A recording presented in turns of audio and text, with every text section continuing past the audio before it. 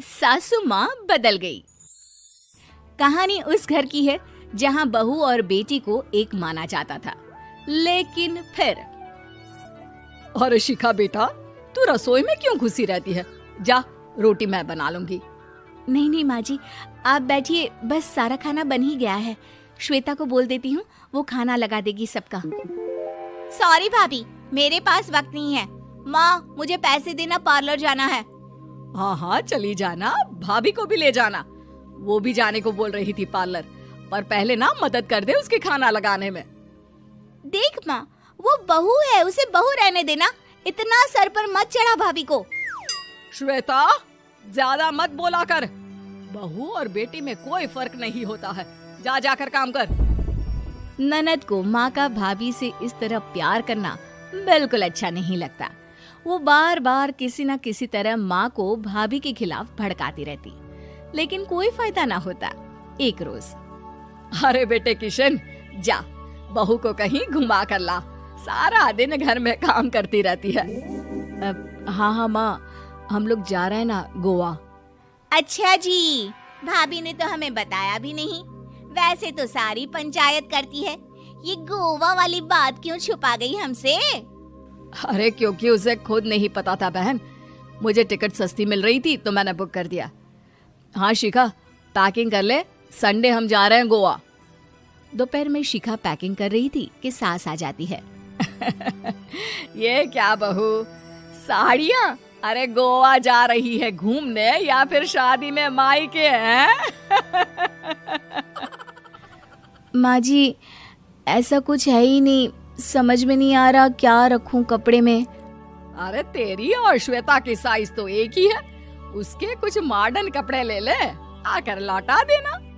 हाँ माँ जी, ये ठीक रहेगा। शिखा श्वेता के पास जाती है और उससे कपड़े मांगती है। ना जी ना, मैं अपने कपड़े ना दूं, वैसे भी फैल जाएंगे मेरे कपड़े, बहुत महंगे वाले हैं। शिखा मुंह लटकाकर कमरे में आ जाती है तो सास कहती है, चल तैयार हो जा, तुझे मैं शॉपिंग करा कर लाती हूँ गोवा की।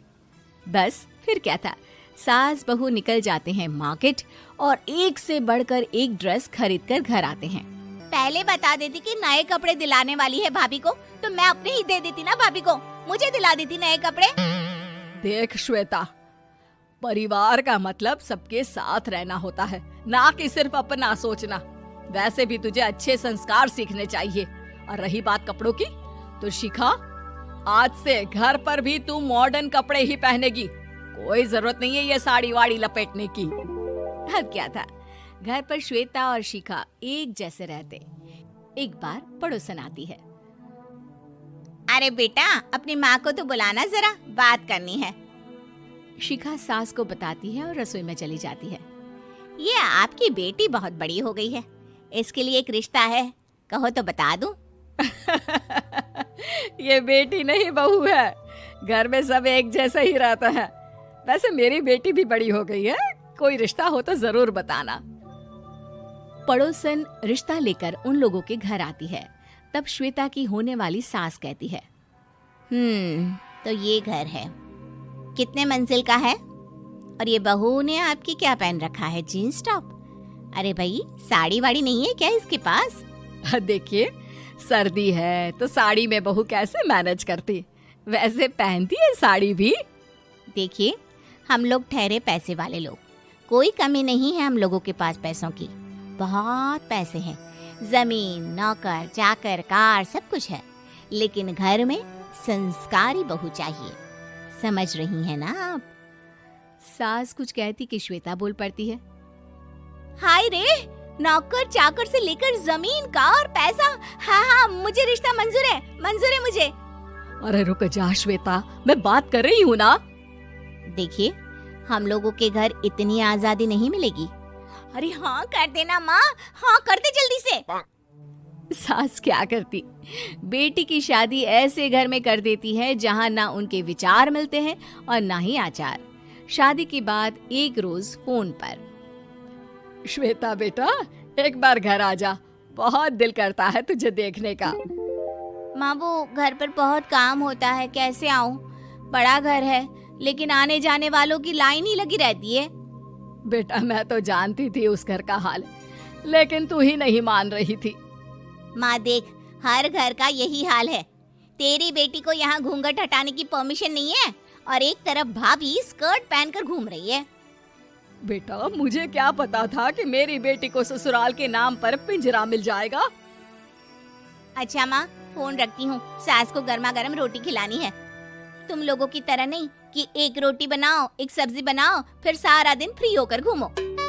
सास फोन तो रख देती है, लेकिन सोच में पड़ जाती है कि एक तरफ बेटी जिसे कोई आजादी नहीं, वहीं दूसरी तरफ बहू जिसे देखकर लगता ही नहीं कि उसकी शादी भी हुई है। अगले रोज। शिखा, अरे ओ शिखा। हाँ माँ, क्या हुआ? कुछ चाहिए आपको? मैं जिम जा रही थी। जिम के कपड़ों में बहू को देखकर सास को घूंघट में अपनी बेटी का ख्याल आता है। देख बहू, घर में बहू की तरह रहा कर। इतने टाइट कपड़े पहनकर जिम जाना पसंद नहीं मुझे। जा जाकर रोटी बना। रोटी? माँ अभी तो शाम की 6 बजे हैं, इस वक्त रोटी? अब क्या मेरे खाने पीने पर भी पहरा है? अरे जब मर्जी तब मैं अपने घर में खा भी नहीं सकती क्या? बहू को अजीब लगता है। वो समझ नहीं पाती कि जो सास कल तक इतनी सपोर्टिव थी, उन्हें अचानक से क्या हो गया। वो किचन में जाती है, गरम रोटी के साथ 2 तरह की सब्जी, रायता, सलाद सब लेकर सास के पास आती है। माँ जी, खाना। इतना सारा खाना? राक्षस समझा है क्या मुझे? रोटी मांगी थी मैंने गर्मा गर्म बस। पर माँ जी, रोटी खाती किससे आप? सब्जी तो बनानी थी ना। अरे भूख मर गई मेरी तेरी बहस से। जा जाकर काम कर, अंदर पूरी रसोई साफ कर। बहू अंदर चली जाती है। थोड़ी देर में श्वेता घर आती है। अरे शिखा, जल्दी से चाय ला, पकवान बना, मेरी बेटी आई है। अरे नहीं नहीं माँ, ड्राइवर बाहर खड़ा है। मैं तो घर का कोई सामान खरीदने के बहाने यहाँ आ गई हूँ, मुझे जाना होगा। अरे बेटा, पर कितने दिनों बाद देख रही हूँ तुझे, रहने आ जाना 2-4 दिन के लिए। आ जाऊंगी माँ, जब मेरी सास मरेगी तब। मैं तो रोज मन्नत मानती हूँ कि मेरी सास मर जाए तो अच्छा है। अच्छा चल, जा रही हूँ माँ। हे भगवान, कैसे कैसे दिन देखने पड़ रहे हैं मेरी बेटी को। सास अंदर जाती है, जहाँ श्वेता की जिम वाली सहेली का फोन आया होता है। क्या बात है, आज जिम नहीं आई? अरे पता नहीं यार, आज माँ को क्या हो गया अचानक। पर खैर कोई नहीं, लगता नहीं कि मैं अब जिम आ पाऊंगी। शिखा स्पीकर पर बात कर रही थी, जिसे सास सुन रही थी। यार ये सास ना होती ही ऐसी है। मैं तो कहती हूँ बुढ़िया जल्दी मरे और तू आराम से जिए। शिखा को सहेली की बात पर गुस्सा आ जाता है। माँ के मरने की कौन सा बच्चा दुआ मांगता है मोहिनी? आगे से ऐसी बात मेरे सामने मत करना। हमारे घर की शोभा ही माँ है। क्या हुआ जो थोड़ी सख्ती दिखा रही है? उसमें भी कोई ना कोई उनकी भलाई ही होगी। मैं तो कहती हूँ भगवान मेरे जैसी सास सबको दे, जो सिर्फ माँ की तरह है। सास वाली तो कोई बात ही नहीं है उनमें। सास ये बात सुन रही थी। उनकी आंख में आंसू आ जाते हैं कि क्यों वो बेटी की किस्मत में बहू को भी भागीदार बना रही थी। शिखा, अरे ओ शिखा, क्या हो गया? जिम नहीं जाना क्या?